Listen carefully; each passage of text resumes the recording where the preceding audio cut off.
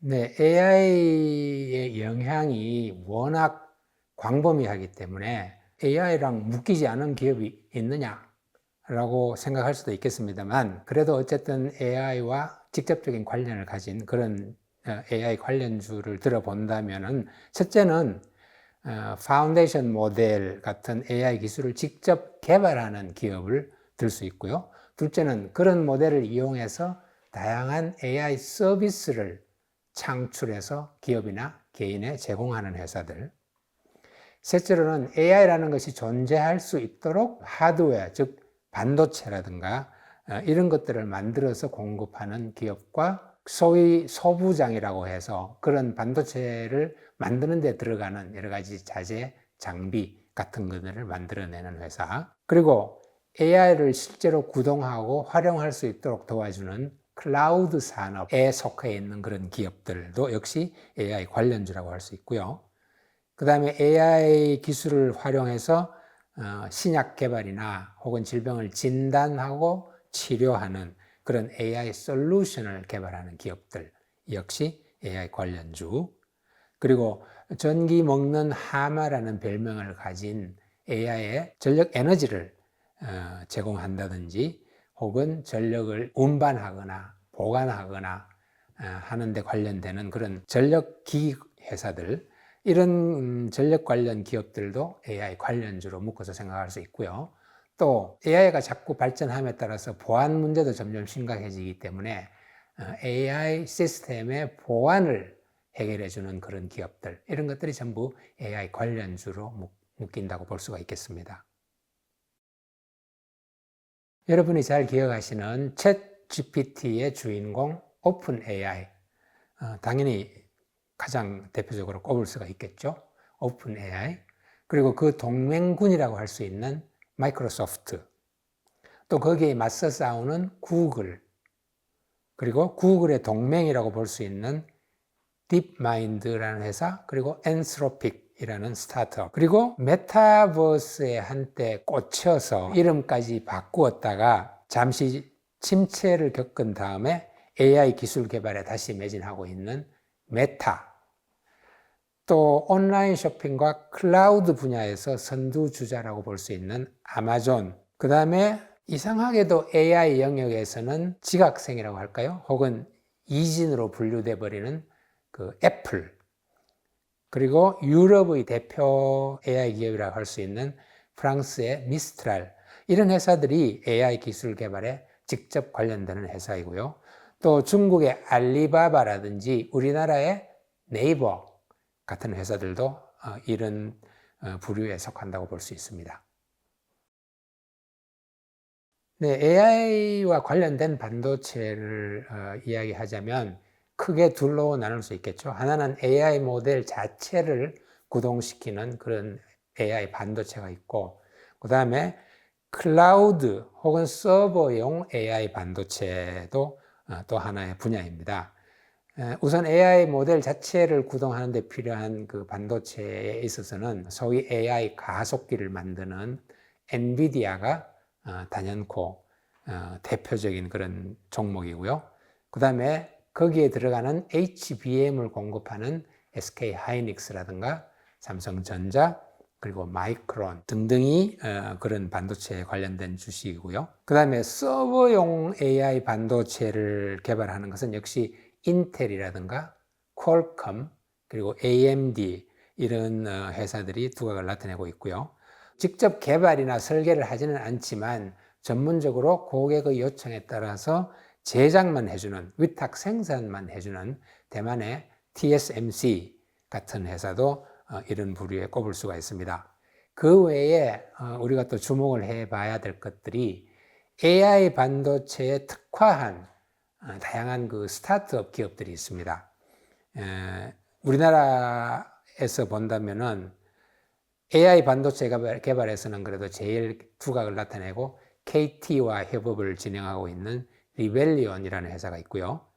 그 다음에 네이버나 카카오의 데이터 센터에 AI 반도체를 납품하고 있는 퓨리오사 AI라는 회사, 그리고 온디바이스 AI 반도체를 많이 개발하는 딥엑스, 혹은 DPU, 다시 말해서 데이터 처리 장치를 개발하는 망고 부스트 같은 회사도 있고요. 그 다음에 서버 운용비를 줄여주는 AI 반도체를 개발하는 하이퍼 엑셀 같은 그런 회사들이 있습니다. 이런 스타트업들도 잘 주목해 보면 앞으로 크게 될 그런 제목들이 많이 있습니다. 클라우드는 이제 워낙 높은 기술과 많은 자본을 요구하기 때문에 이미 그 정착되어 있는 어떤 시스템을 뚫고 들어가기가 상당히 힘든 분야 중에 하나입니다. 현재로서는 글로벌 클라우드 시장을 장악하고 있는 회사는 아마존 계열의 아마존 웹 서비스, 여러분이 AWS라고 알고 있는 회사죠. 그 아마존이랑 마이크로소프트에서 하는 애저라는 서비스, 그리고 구글 클라우드, 이렇게 세 회사가 탄탄하게 장악을 하고 있고요. 국내의 클라우드 산업은 역시 삼총사가 장악을 하고 있습니다. 네이버, KT, 그리고 NHN이라고 하는 세 개의 회사가 국내 클라우드 산업을 지배를 하고 있습니다. 또 클라우드를 움직이게 하는 그런 하드웨어 혹은 반도체를 제공하는 기업도 좀 알아둬야 할 것이, 데이터의 분석이나 정보 혹은 검색 같은 이런 AI 서비스를 수행하려면 사실 엄청난 양의 컴퓨팅 능력이 필요하거든요. 거기에 걸맞는 그런 CPU가 있어야 합니다. 그래서 전통의 그 CPU 강자인 인텔이라든가 퀄컴 같은 그런 회사들이 이 분야에서 활동을 하고 있고요. 그렇지만 이제 최근에 일어나고 있는 현상 중에 하나는 아마존이 직접 자기들의 클라우드 서버용 CPU를 개발했습니다. 거기에 성공을 하게 되자 구글과 마이크로소프트도 잇따라서 우리도 자체 그 CPU를 개발해야 되겠다, 이렇게 이제 나서고 있는 그런 현상이 있습니다. 그래서 클라우드를 움직이게 하는 반도체 분야에서는 이런 변화들이 일어나고 있다는 것을 염두에 둬야 할 것 같습니다. 네, 제가 이 분야를 좀 공부하면서 얻은 인상이라고 할까요? 제 나름대로의 결론은 삼성이 HBM이라는 반도체의 가능성을 그다지 심각하게 인지하지 못한 사이에 HBM의 잠재력을 확신했던 하이닉스한테 아차하는 순간에 주도권을 뺏겨버린 겁니다. 일단 HBM에 대해서 엔비디아의 주 공급선이 돼버린 하이닉스는 그 나름으로 기득권을 지키기 위해서 무진 애를 쓰겠죠. 또 반대로 삼성은 그것을 빼앗기 위해서 어떻게든 온갖 노력을 기울이는데, 지금 현재는 5세대 HBM까지 나와서 공급이 되고 있는데 2025년이면은 6세대 HBM4라는 것이 이제 양산에 들어가게 된다고 하는데, 이때 과연 누가 승기를 잡을지 그것은 이제 앞으로 두고 봐야 할 일이지만, 어쨌든 HBM에 있어서 하이닉스와 삼성전자의 경쟁은 굉장히 흥미로운 그런 상황이고요. 여기에다가 마이크론까지 뛰어들어서 공급을 하겠다고 나와서 경쟁이 점점 격화되고 있는 상황입니다. 현명하다 아니다를 따지기는 어렵지만 일단은 굉장히 조심을 해야 된다고 느낍니다. 개인적으로는 주가가 올라도 너무 짧은 시간에 너무 급하게 올랐다라는 생각이 들기 때문에 조심을 해야 된다고 생각이 들어요. 2022년 말에 챗 GPT가 등장을 하고 2023년 초 뭐 2달, 석 달 사이에 주가가 4배, 5배씩 폭등한 그런 AI 관련주들이 국내에 몇 개 있었습니다. 엔비디아도 아마 비슷한 현상인 것 같아요. 그런데 그보다는 냉정하게 엔비디아라는 회사 자체의 미래 전망, 그리고 동시에 이때까지 어떻게 해서 이 GPU 시장을 이렇게 장악을 하게 됐는지 하는 그 배경도 한번 살펴보면서 엔비디아의 장점, 단점, 득실을 좀 따져봐야 될 것 같습니다. 엔비디아가 장점이라고 내세울 수 있는 것은 일단 현재로서는 그 AI 반도체를 완벽하게 장악하고 있다라는 점도 있지만 이제는 반도체 기업에서 머무르는 게 아니라 종합 AI 플랫폼 기업으로 진화하고 있다. 이런 점이 하나가 있고요. 또 엔비디아는 단순히 반도체뿐만이 아니고 AI 슈퍼컴퓨터 분야에서도 실력이 빼어난 그런 기업이다라는 점도 있고요. 또 직접 AI 모델 자체를 개발을 한다든지 심지어는 신약 개발 혹은 바이오 헬스케어 분야에서도 아주 두드러진 그런 플랫폼을 형성해 놓은 상태라고 하거든요. 그 정도로 AI 생태계를 스스로 구축해 나가고 있기 때문에 미래도 상당히 밝다고 볼 수 있다. 이렇게 이야기할 수가 있고요. 반대로 단점 같은 걸 좀 본다면은 혹은 위험성 같은 걸 본다면은 이 AI 가속기라는 것이 엔비디아에 의해서 너무 압도적으로 그 독점 상황이 돼 버렸기 때문에 역설적으로 저 엔비디아를 그냥 둬서는 안 되겠다. 엔비디아를 물리치자 하는 저항 세력이 또 굉장히 많이 나타나고 있습니다. 당장은 오픈 AI부터 연합군을 만들어서 아예 그 7조라는 규모의 AI 반도체 7조 원이 아닙니다. 7조 달러 규모의 AI 반도체 제국을 만들자라고 나서는 그런 현상이 신문에도 이미 보도가 되었습니다. 또 삼성전자만 해도 HBM을 두고 SK하이닉스와 계속 경쟁을 벌이면서 이제는 아예 우리도 AI 가속기를 직접 만들면 어떨까? 이렇게 이제 나서는 상황이거든요. 그래서 이런 식으로 저항 세력이 굉장히 많기 때문에 앞길이 그렇게 계속해서 꽃길은 아닐 것이다 라는 생각을 해볼 수가 있고, 거기에다가 직접 설계하고 개발을 하기는 하지만 반도체를 만들지는 못하고 있습니다. 반도체 제조는 전부 아시아 기업들한테 100% 맡겨야 하는 그런 상황도 하나의 리스크라고 볼 수가 있겠죠. 물론이죠. 엔비디아가 그 정도로 독점을 누리고 있다면은 엔비디아에 대해서 제품이나 부품을 공급하는 기업도 당연히 엄청난 혜택을 받게 될 것입니다. 이 AI 가속기라는 것이 기본적으로 엔비디아가 자체적으로 개발해온 GPU, 그래픽 처리 장치죠. HBM이란 것은 고성능 메모리입니다. 많은 수의 HBM을 자신들의 GPU와 결합해서 만드는 것이 AI 가속기입니다.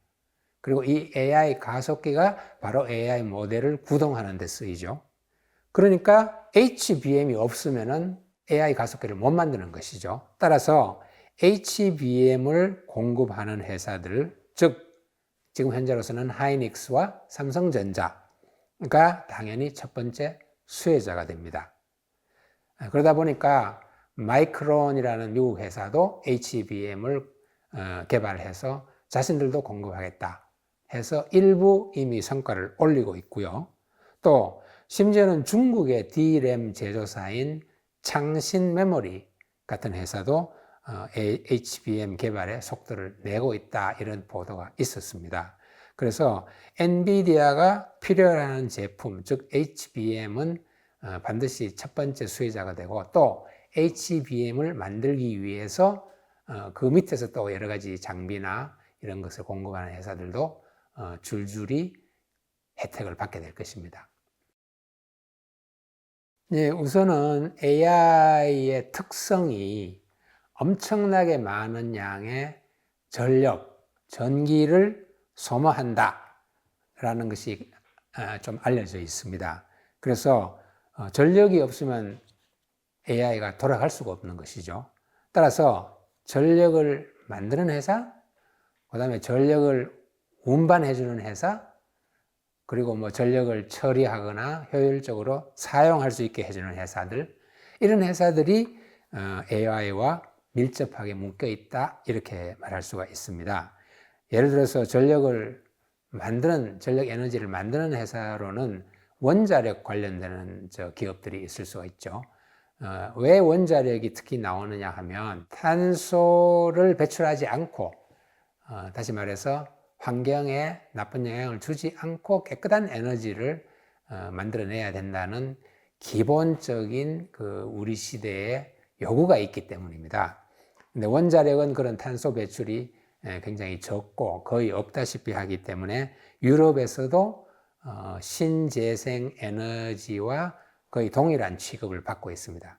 그래서 원자력을 이용해서 전력을 만드는 회사들, 특히 원자력 중에도 대형 그런 원전이 아니라 소형 모듈러라고 하는 원전, SMR이라고 하는 그런 업체들이 각광을 받을 것 같고요.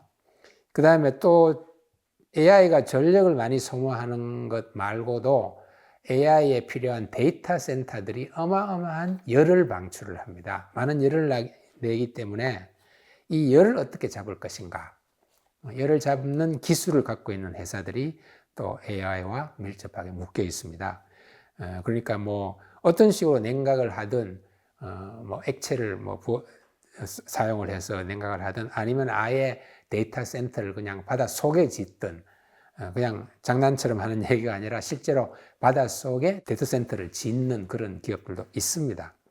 그래서 이런 식으로 냉각 혹은 공조 분야의 회사들도 AI와 밀접하게 엮여 있습니다. 또 마찬가지로 지금 현재 5G를 지나서 차세대 6G로 나아가는 통신 분야도 AI랑은 굉장히 관련이 있습니다. 왜냐하면은 결국은 AI 모델과 그 다음에 실제로 사용하는데 소통이 이루어져야 되기 때문입니다.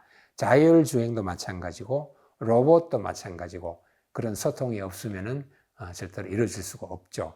그래서 효율적이고 빠른 그런 차세대 통신 수단 6G 관련 업체들도 밀접하게 연관이 되어 있습니다. 그 외에는 센서를 개발하고 공급하는 분야, 그것도 마찬가지로 AI와 관련이 있고요.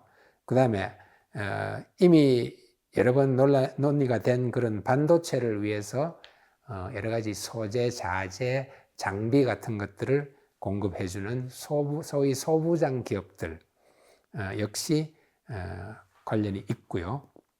그 중에서도 특히 그 고다층 기판이라고 하는 흔히 MLB라고 하죠. MLB를 공급하는 그런 회사들도 주목해서 봐야 될 것 같고요. 그 다음에 마지막으로 AI 반도체의 품질에 있어서 그 불량을 가려내는 기술, 그런 것들을 갖고 있는 기업들도 AI 관련주로 볼 수가 있겠습니다. 그런 일들이 이제 흔히 CEO 리스크라고 그런 말도 하고 영향을 미치는 게 많은데 대개는 단기적, 초단기적 영향에 그치는 경우가 많아요. 그렇기 때문에 무슨 그런 안 좋은 리스크에 대한 뉴스가 쫙 나면 순식간에 한 5%, 6% 쭉 빠졌다가 어느 정도 기간이 지나면 또 다시 회복되고 이런 게 보통이거든요.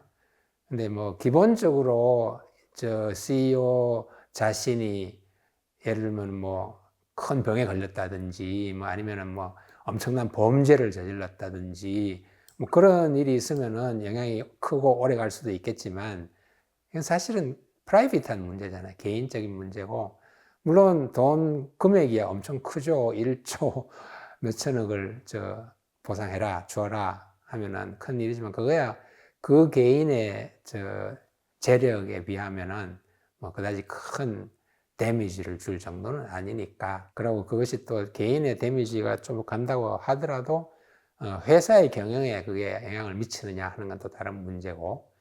그래서 약간 영향을 미치더라도 극히 단기적인 것으로 그치지 않을까 그렇게 생각되지. 질문을 할 수가 없는 그런 할 수가 없는 질문이고 그거는 아무도 모르니까. 주식이 언제 떨어질 것인가 혹은 언제 올라갈 것인가 이거는 진짜 그거는 하나님의 영역이고 그건 어느 누구도 예측을 한다는 자체가 그거는 잘못된 일이고 계속 어떤 그 흐름을 지켜봐야 되겠죠. 흐름을 지켜보면서 엔비디아의 어떤 그 비즈니스 플랜이나 혹은 그런데 어떤 변화가 생기는 그런 조짐이 있으면은 그때는 이제 한번 생각해 봐야겠죠. 예를 들면은 이런 방금 말했던 그 오픈 AI나 뭐 삼성전자 이런 데서 엔비디아의 가속기 그 독점을 본격적으로 깨뜨릴 수 있는 뭔가가 나왔다든지, 그래서 그것이 다른 회사들한테 팔리고 있다든지, 뭐 이런 어떤 그 확실한 시그널이 나타나면 그때는 이게 엔비디아 주가가 떨어지겠다라는 이제 추측을 할 수가 있겠죠. 그런데 그렇지 않고 언제쯤이면은 떨어진다든지 뭐 그런 건 있을 수 없죠, 사실은. 그래서 이제 시장을 계속 지켜봐야 되는 거지. 지금 현재로서는 경쟁할 만한 제품이 없어요. 아예 없는 거죠. 그래서 뭐 아예 없다 100%는 아니지만 90%라고 하니까 90% 넘게 장악을 하고 있다 그러니까 그거는 어디에서 나타나? 엔비디아가 엔비디아한테 들어오는 주문, 당신네들 AI 가속기를 몇 대를 주세요. 사겠습니다. 가격은 얼마? 그런 주문이 있잖아. 그런 수주가 계속 쌓여가지고 그러면은 지금 돈을 내시고 1년 기다리세요. 이런 정도 상황이거든, 지금 현재. 1년 정도 기다려야 된다 그러더라고. 이제 물론 이제 엔비디아의 뭐 제일 큰 고정 고객 뭐 이런 사람들은 또 기업들은 특별한 대우를 받을 수도 있겠지만 어쨌든 전반적으로 그런 상황이라 그래요.